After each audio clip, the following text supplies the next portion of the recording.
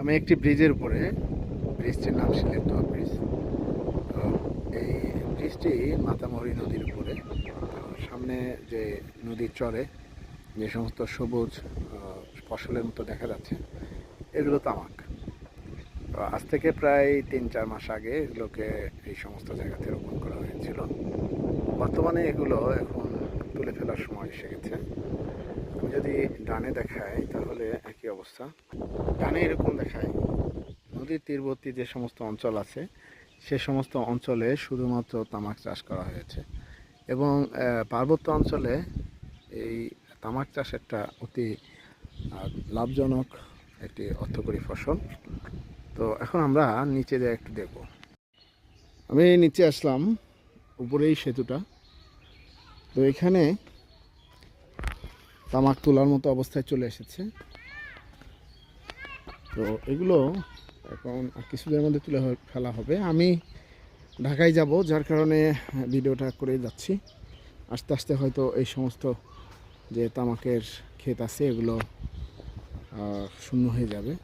তো এরকম তামাক এখন তুলে ফেলার মতো অবস্থায় চলে এসেছে। এরপরে আমরা দেখব যে হচ্ছে তামাক চুল্লিতে কীভাবে এগুলোকে শুকানো হয়। এখন আমরা দেখছি যে এটা তামাক, এটা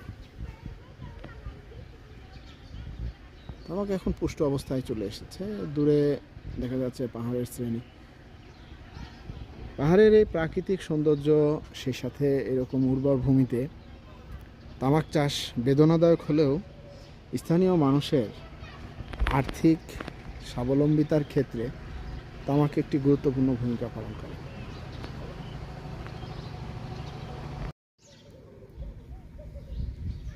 বিশুদ্ধ প্রাকৃতিক পরিবেশ মনে হলেও এই নদীর দুই চরে তামাক চাষ করা হয়েছে। তামাক চাষ যদিও পরিবেশ এবং প্রতিবেশের জন্য ক্ষতিকর, তারপরেও স্থানীয় মানুষের আর্থিক নিরাপত্তার কথা বিবেচনা করে তারা এই তামাক চাষ করে থাকেন।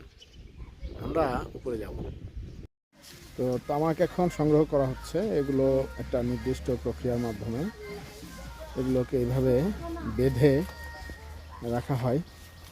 তো উনি একজন তামাক চাষি। আচ্ছা, একটু কথা বলতে পারবেন? আচ্ছা আচ্ছা, আপনি এই নদীর চরে লাগাইছিলেন এগুলো? চরগুলো না, হ্যাঁ, বিকেলে। ও আপনি জমিতে লাগাইছিলেন? কতখানি? এমনি 4 একর। 4 একর। আচ্ছা আচ্ছা, কতখানি পাবেন? 4 একর হইলে 10 কানি। না, আপনি কতগুলো তামাক পাবেন? এগুলো তো জানি না কতগুলো পাবো, এগুলো তো পরিমাণ তো নিই না। আপনি এগুলো মাপেননি? হ্যাঁ, মানে মাপেননি এগুলো? মাপে তারপরে কত হবে, কত কেজি হবে, এই তো হয় জানি না। এটা শুকানোর পরে বোঝা যাবে? হ্যাঁ, শুকানোর পর। তো একটু আইডিয়া আছে আপনার কোনো? আইডিয়া ওগুলো থাকে না। ওই যে আইডিয়া হইলে কত 700 কেজি কানিতে। কানিতে 700 কেজি, 10 কানি। তাহলে 10 কানিতে আপনি হলো বলছিলেন যে হলো 700, তাহলে প্রায় 7000 কেজি। জি। এবারে কেমন দাম মানে মনে হচ্ছে? কত জানে ওই যে কোম্পানি বুঝি যায় না। গতবারে কত ছিল? গতবারে 240। 240 টাকা। আচ্ছা, এইটা এই যে তামাক চাষ করলে যে আপনার ধরেন যে জমি আপনি এক সময় দেখা যাবে যে আর হয়তো চাষ করলে সেই ফসল হবে না, তো সেক্ষেত্রে হ্যাঁ, আপনারা এত কিছুর পরে এই তামাকটা কেন করেন? তামা তো করে না, এই যে যেখানে করে ওই যে মনে করো বায়ন যদি করে এত জনে মানুষ বায়ন খেতি করলে এগুলো তো মানুষ খাবার জানে না। খাইতে চায় না, খাইতে চায় না, তো মানে ওগুলা লস হয়। কোম্পানি তো থাকে না। আলু করে এমনি আলু, তারপরে বায়ো, টমেটো সব মাইক বেশি বিক্রি করেছে না, এগুলোতে দাম কমে। ও, ওগুলোতে লস হয়? লস হয়। এটাতে লাভ হবে আপনার?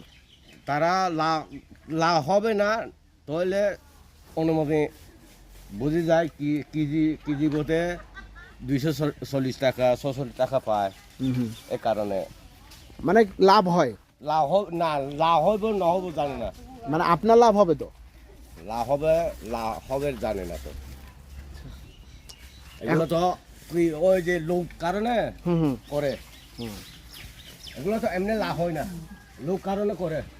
ওই যে কেজিতে 200 টাকা করে পায়, আচ্ছা। তো অন্যগুলো পাইছে, অন্যগুলো তো পায় না। না, অন্যগুলাতে তাহলে লস হবে। হ্যাঁ হ্যাঁ হ্যাঁ, এই কারণে লোভের কারণে গড়েছে। ওই যে পরে কোন চাষিগুলো দূরে গেছি, কোন চাষি। আচ্ছা, এইটা হচ্ছে এই তামাকের, এটার নাম কি?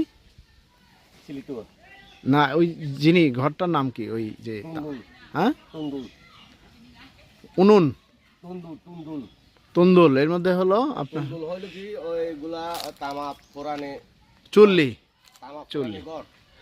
তামাক পোড়ানো ঘর, উনি হচ্ছে তন্দুল। তো এটা আসলে এক প্রকার চুল্লি। এই তামাক প্রস্তুত করার জন্য এটা রেডি হয়ে গেছে। তো এরকম, তো এটা একটা চুল্লি। এখানে এই জায়গাটা, এর মধ্যে এই কাঠ দেওয়া হয়, কাঠ দিলে এখান থেকে পোড়ানো হয় এবং সেটা তাপ উঠে এবং এদিক দিয়ে সেটা চলে যায়। এটা একটা তামাক চুল্লি, এরকম ঘর।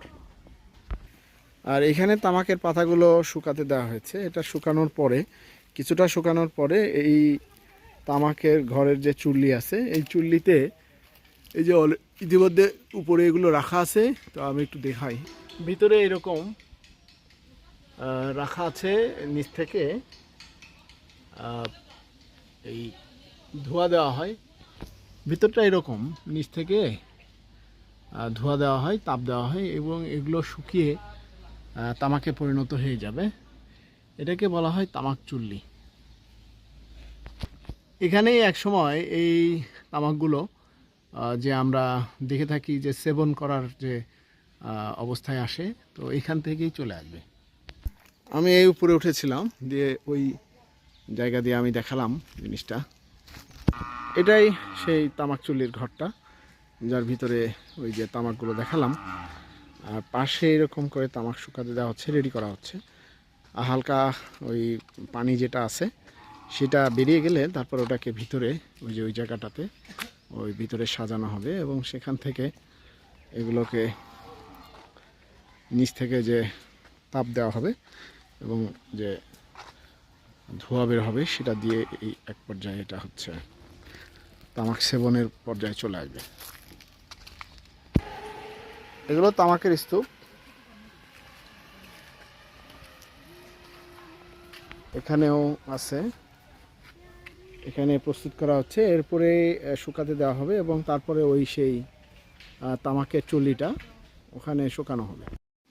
উনি বলছিলেন যে ওনাদেরকে এই তামাক চাষের জন্য সহায়তা করে থাকে বিভিন্ন তামাক সম্পর্কিত যে সমস্ত বড় বড় কোম্পানি আছে, তারা আর্থিক সহায়তা দেয় এবং সেই সাথে এগুলোকে এবং কিনে নেওয়ার একটা নিশ্চয়তা ওনারা পান।